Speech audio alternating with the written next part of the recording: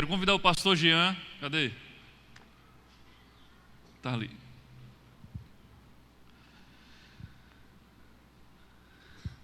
Meus amados, hoje é um dia feliz e triste ao mesmo tempo. Feliz porque Jean vai ministrar mais uma vez, mas triste porque, pelo menos nessa primeira estadia na Ibavim, essa é a última vez que ele vai estar ministrando. Ele mal chegou e ele já vai embora. Então hoje quando ele falou que na verdade quando o Jean chegou aqui, ele já tinha passado no concurso, né? Ele não me enganou, né? Dizendo que vinha para cá e depois disso vai embora, não. Desde o início a gente sabia que existia uma grande possibilidade dele não demorar. Mas a gente entregou diante de Deus e ele decidiu vir. O pouco tempo que esteve conosco, assim também com a Giselma, pouco tempo que esteve conosco foram bênção na nossa vida, nessa igreja. E nós sabíamos que existia uma possibilidade muito grande dele ser convocado lá para o concurso que ele passou.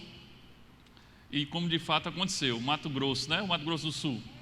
Mato Grosso, não tem o Sul não. Mato Grosso, bem ali.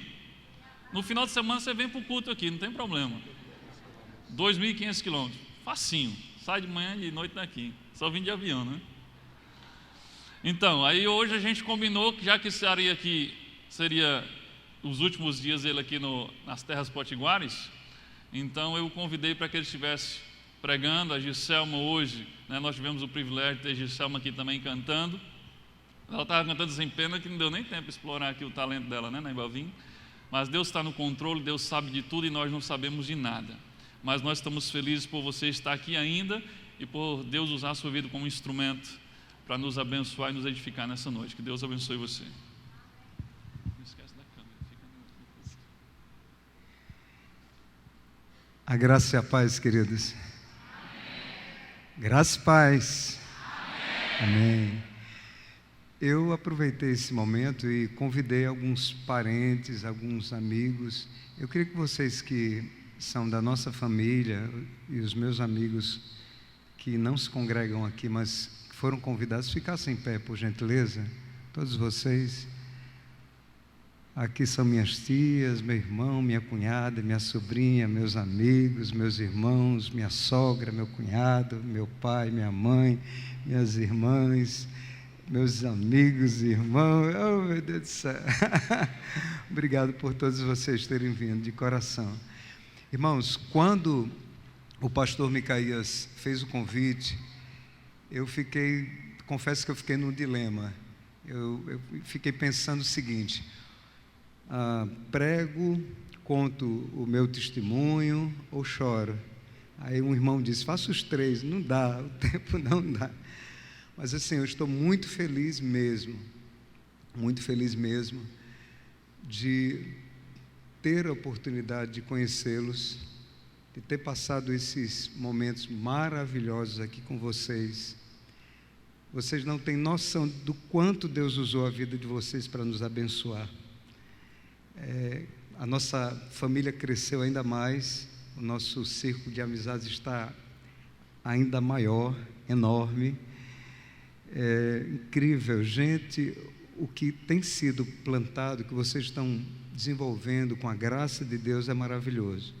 A igreja está aprendendo a abraçar, a colher de verdade, sem segundas intenções. E temos sido muito abençoados por vocês. Muito obrigado de coração. E Deus fez um milagre nesse ano, no início do ano, antes de entrar na mensagem, rapidinho.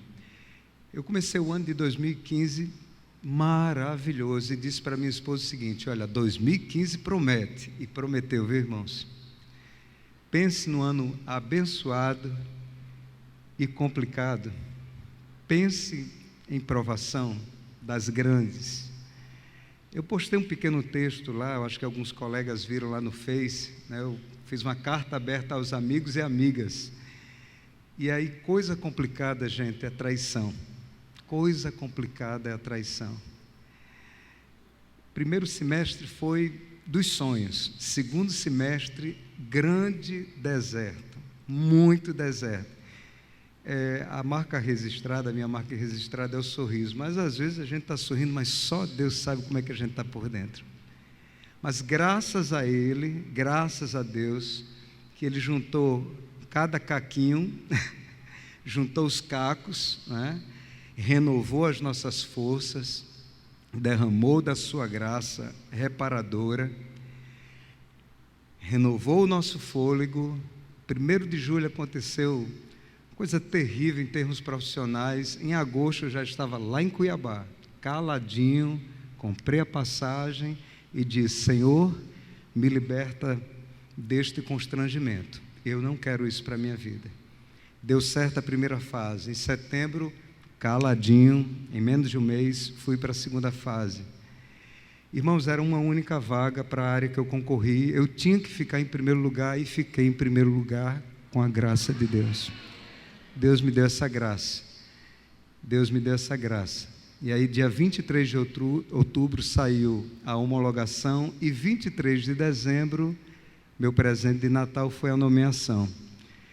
Sábado que vem vou estar em Cuiabá, volto dia 22 e dia 24, que é o último domingo, de madrugada, a gente vai percorrer aí 2.500 quilômetros de estrada.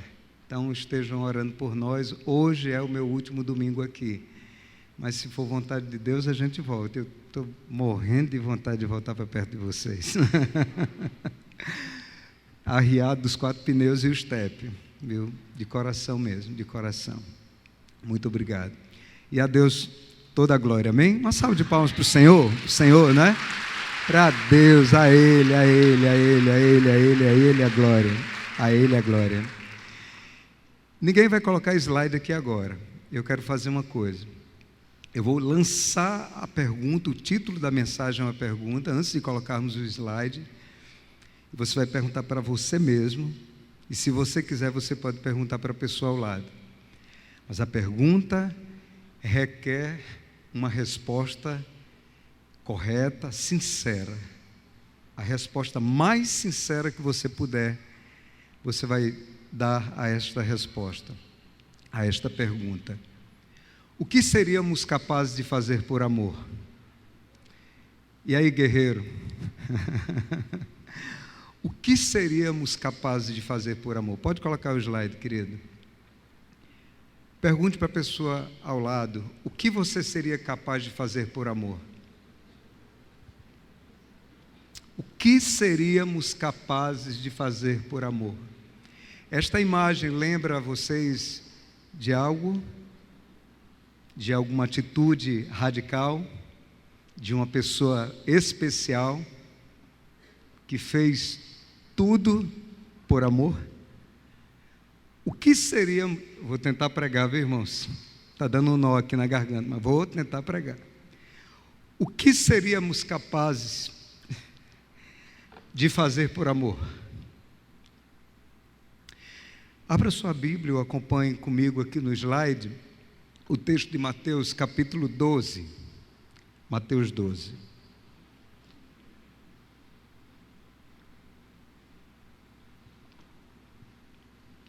A partir do verso 1 até o verso 14. Se segure aí, viu? Que o texto é muito radical, aproveitando a série anterior.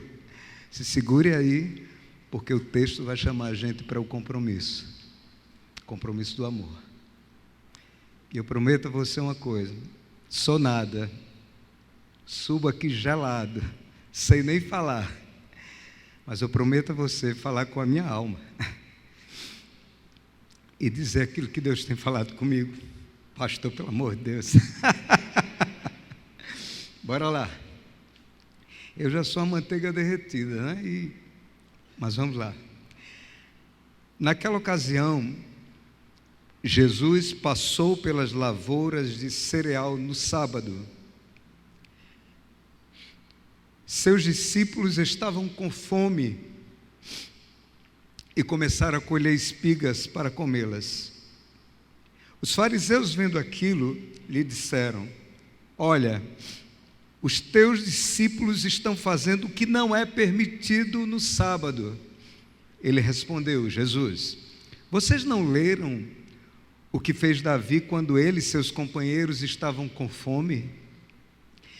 ele entrou na casa de Deus e junto com os seus companheiros, Davi comeu os pães da presença, ou os pães da proposição, ou o alimento sagrado, o qual não lhes era permitido fazer, mas apenas aos sacerdotes. Ou vocês não leram na lei que no sábado os sacerdotes no templo profanam esse dia e contudo ficam sem culpa? Eu lhes digo que aqui, apontando para ele, aqui está o que é maior do que o templo.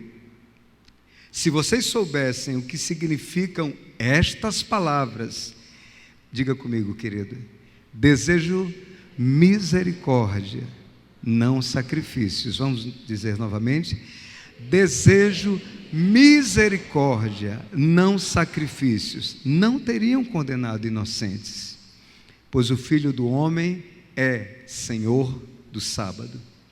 Saindo daquele lugar, dirigiu-se à sinagoga deles, e estava ali um homem com uma das mãos atrofiada, procurando motivo para acusar, procurando motivo para contender, para atrapalhar a vida de Jesus, para criar discórdia, para destruir Jesus. Tem gente que vive procurando motivo para destruir, não é verdade? A vida das pessoas. Jesus, procurando acusar, ou encontrar motivo para acusar Jesus, eles lhe perguntaram: é permitido curar no sábado? Sim ou não?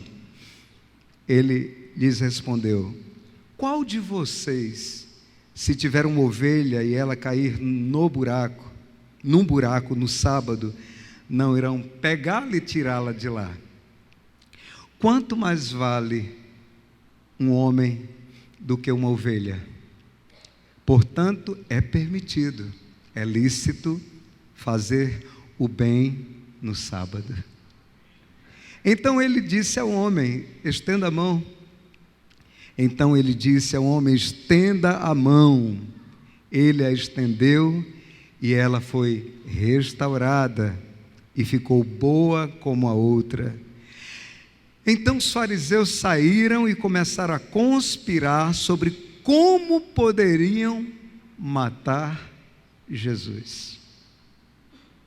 Até aí.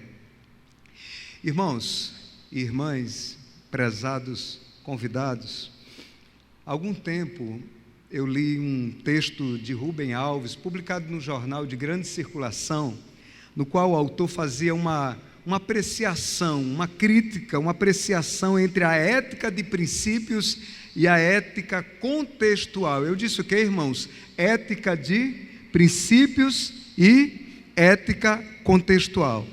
E aí, naquele texto, Rubem Alves, muitíssimo conhecido, possivelmente da maioria, estava pensando em temas extremamente polêmicos, como, por exemplo, pesquisas com células-tronco, o aborto de fetos sem cérebro, o divórcio, a eutanásia, enfim, ele apreciava as duas éticas e lançava este desafio a partir da comparação da ética de princípios e da ética contextual. E ele lançava a seguinte pergunta: qual ética está mais a serviço do amor? Qual ética está mais a serviço do amor? A ética de princípios ou a ética contextual? E aí ele começa a ilustrar a sua argumentação com metáforas. E ele declarava que a ética de princípios é a que brota da contemplação das estrelas perfeitas, imutáveis, porém distantes e mortas. Já a ética contextual é a que brota da contemplação dos jardins imperfeitos, mutáveis, mas vivos e palpáveis. Depois, ele lembrava que os jardineiros não olham para as estrelas. Os jardineiros só acreditam no que os seus olhos veem e pensam a partir da experiência, a exemplo da terra que pegam com as mãos e a cheiram. E a cheiram.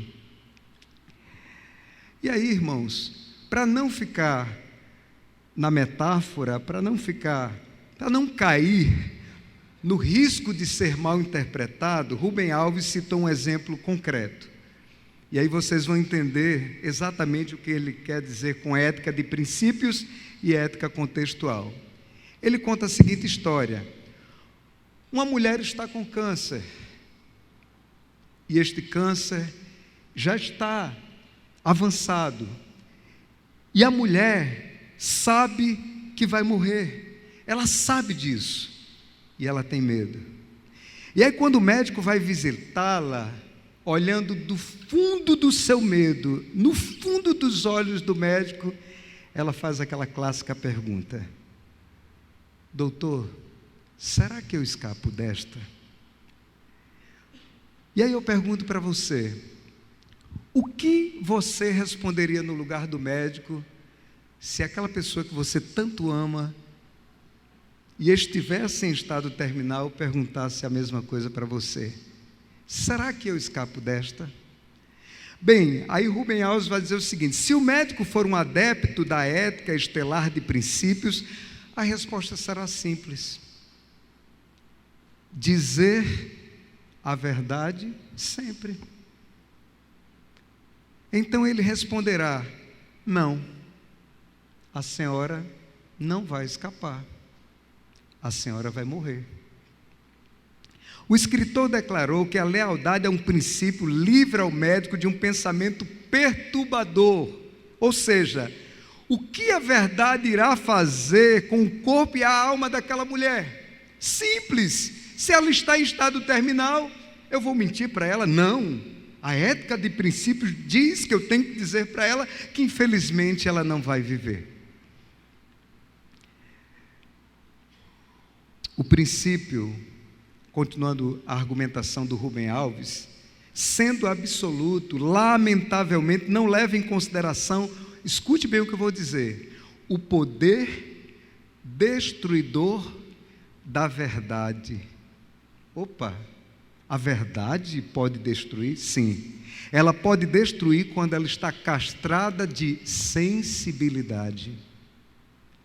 Mas se for um jardineiro, se a mulher fizer a pergunta ao jardineiro, o jardineiro não se lembrará de nenhum princípio, ele só pensará nos olhos suplicantes daquela mulher e pensará que a sua palavra terá de produzir simplesmente bondade. E ele se perguntará: que palavra eu posso dizer que, não sendo um engano, que não sendo uma mentira, uma falácia, cuidará da mulher como se a palavra fosse um colo que acolhe e embala uma criança. E aí ele vai responder o seguinte: você me faz essa pergunta porque você tem medo de morrer. E aí ele vai olhar nos olhos dela e vai dizer: olha, eu também tenho medo de morrer. Eu sou igual a você, eu tenho medo de morrer. E aí os dois conversarão longamente, como se estivessem de mãos dadas, sobre a morte que ambos irão enfrentar. Perceba, o jardineiro não se colocou como superior, ao contrário, ele se igualou àquela mulher, porque na síntese, todos nós somos seres humanos. Todos nós somos formados da mesma matéria-prima. Todos nós estamos sujeitos às mesmas circunstâncias. Não importa a sua condição social, não importa a sua conta bancária, não importa a sua titulação, não importa o seu status, não importa o seu conhecimento, não importa o número de amigos que você tem. Todos nós somos iguais, a matéria-prima é a mesma, a substância é a mesma e todos estamos sujeitos às mesmas circunstâncias. E aqui eu queria fazer uma importante ressalva. Eu não quero, com esta palavra, dizer que a partir de hoje nós vamos sair daqui relativizando tudo. Eu não tenho esta intenção equivocada. Agora, a minha reflexão está nos desafiando, está nos chamando para repensar a nossa ética, a nossa atitude, as nossas posturas a partir da ética cristã. Olha só, irmãos, pela ética de princípios, temas polêmicos são questões resolvidas. Não requerem decisões, por quê? Porque os princípios universais os proíbem e ponto final. Por outro lado, a ética contextual nos ensina a fazer perguntas sobre o bem ou o mal que uma ação irá criar. Quantas vezes você ou eu falei ou falamos alguma coisa tão bem intencionados e machucamos alguém? Já aconteceu isso? Às vezes a gente faz com a melhor boa vontade, mas machuca, pisa na bola, não é verdade? Pois bem, e aí, voltando aqui ao questionamento do Rubem Alves, ele pergunta: será que as pesquisas com células-tronco contribuem para trazer a cura a uma infinidade de doenças? Será que o aborto de um feto sem cérebro contribuirá para diminuir a dor de uma mulher? Rubem Alves encerra com a mesma pergunta de partida. Eu queria que você colocasse o slide. Qual dessas éticas está mais a serviço do amor? Complete o seu esboço, por gentileza. Qual dessas éticas está mais a serviço do amor? Agora pergunte para si mesmo: a minha ética está a serviço do amor? A minha ética está a serviço da paz? A minha ética está a serviço do recomeço? A minha ética está a serviço da vida? A minha ética está a serviço da união, da paz na minha casa? A minha ética produz harmonia no meu lar?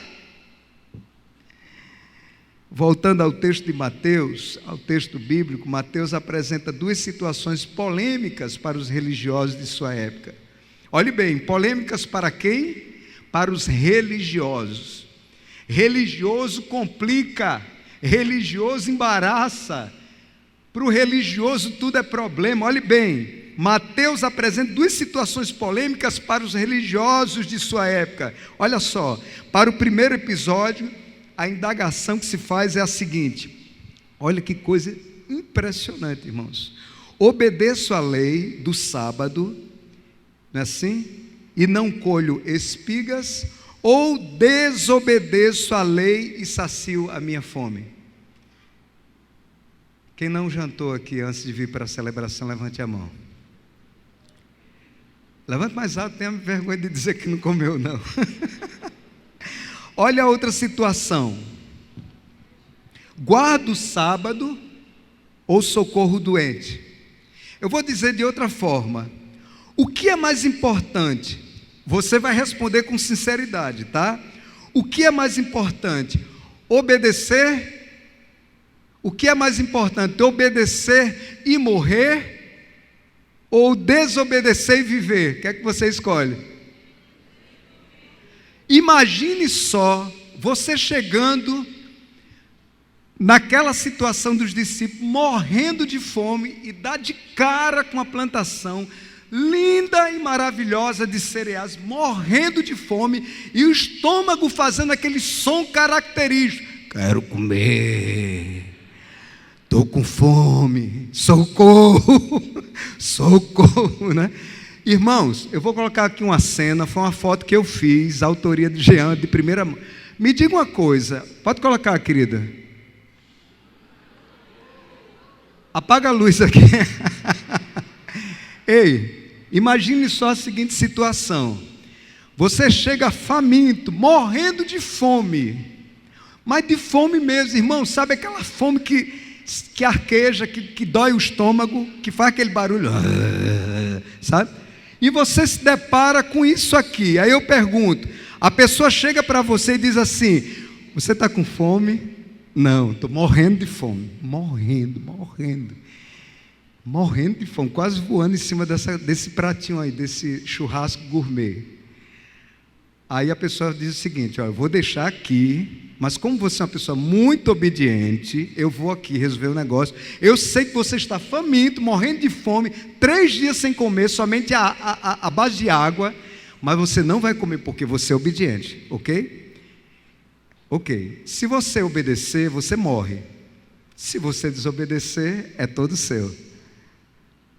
E aí você vive. Eu pergunto, quando o cara sair, você vai obedecer? Seja sincero, irmão. Está morrendo, é a sua última chance. Seja sincero, você vai obedecer, sim ou não? Claro que não, irmãos. A outra pergunta eu poderia dizer o seguinte: você descansaria em paz se um enfermo pedisse socorro a você? Você colocaria a cabecinha no travesseiro se alguém pedisse socorro e você não socorresse aquela pessoa? Eu lembrei de um episódio. Papai pastoreava a igreja na Boa Esperança e eu lembro que a gente esqueceu alguma coisa, eu acho que era o violão em casa. E aí peguei o carro de papai e fui buscar. Irmãos, eu vou dar um tapa na minha cara aqui agora, tá? Não leve isso como uma afronta a mim mesmo. Quando eu voltei, correndo para chegar no horário, né, religiosamente, né, apressado e tentando ser responsável, passei em frente à primeira igreja batista e uma pessoa tinha acabado de ser atropelada. Aí eu fiquei no dilema, né? Paro, socorro e sujo o carro de papai, ou corro e chego na hora do culto? Ainda reduzi o carro, olhei assim, quando fiz menção de ajudar, chegaram outras pessoas, aí eu continuei, bem, alguém vai ajudar. Quando cheguei lá no templo, me parece que a mensagem era sobre o bom samaritano. Ai, que dor. Pensei, né, em sujar o carro que não era meu e também de chegar cedo, irmãos. O que é mais importante? Ai, foi uma surra, é uma surra, sabe aquela surra que você guarda para o restante da sua vida? Olha só, irmãos, ambas as situações são postas sob uma pergunta semelhante àquela feita por Rubem Alves. Já que afirmamos ser cristãos, a nossa ética está a serviço da religião ou a serviço do amor? A nossa ética está a serviço do dogma, da tradição, ou a serviço do amor, ou a serviço da vida? A propósito, o que temos colocado como prioridades para 2016? O que é mais importante? Eu fiz aqui uma listinha, ouça com atenção. O que é mais importante, a minha carreira profissional ou a paz da minha família? O que é mais importante, o meu cargo eclesiástico ou o tempo de lazer com a minha filha? O que é mais importante, o meu sucesso ministerial ou a minha saúde? O que é mais importante, a minha conta bancária ou a minha integridade? O que é mais importante, passar horas e horas no WhatsApp ou me alimentar da palavra de Deus? O que é mais importante, ascender academicamente ou salvar o meu casamento? O que é mais importante? O que é que você colocou na sua agenda para 2016? Quais são as nossas prioridades? O que diz a nossa ética? Sabe, irmãos, um grande dilema na atualidade não é a falta de acesso aos evangelhos ou a escassez de boa literatura ou ainda a ausência de ensino cristão, mas como lidamos com a vida a partir das posturas que assumimos. Por isso eu levanto aqui outras questões. Diante das situações extremas, sobretudo quando envolve seres humanos, que posição temos adotado? Qual é o efeito das nossas ações sobre a vida das pessoas? Deixa eu fazer uma pergunta pessoal. Eu tenho sido bênção para você? Eu sou bênção na sua vida? Eu sou bênção na vida da minha esposa? Pergunte para si mesmo: eu sou bênção para minha filha? Eu sou bênção para o meu irmão? Eu sou bênção para o meu vizinho? Eu sou bênção no trabalho, na faculdade, na repartição? Eu sou bênção, eu represento a graça, a bênção de Deus naquele lugar. Eu tenho sido bênção? Pense nisso, pensemos nisso. Nossa espiritualidade espanta, destrói ou acolhe e transforma vidas? Preciso, irmãos, ter em mente que a ética cristã, esse slide, a ética cristã é a que sempre persegue graciosamente a plenitude do amor. Você pode repetir comigo? A ética cristã é a que sempre persegue a plenitude do amor. Vamos dizer novamente? A ética cristã é a que sempre persegue graciosamente a plenitude do amor. Sabe o que isso significa? Significa que sempre somos chamados, somos desafiados a sair do azedume, da indiferença, da apatia, do descaso, da religiosidade, e sermos fonte perene de encorajamento, fonte de cura, fonte de consolação. Que coisa linda eu tenho visto aqui nesta comunidade, gente estendendo a mão para abençoar, gente ligando, pastor, está tudo bem, gente se importando com gente. Isso é maravilhoso, irmãos, isso é presença de Deus. Deus tem visitado estas vidas, Deus tem visitado esta comunidade, isto é maravilhoso.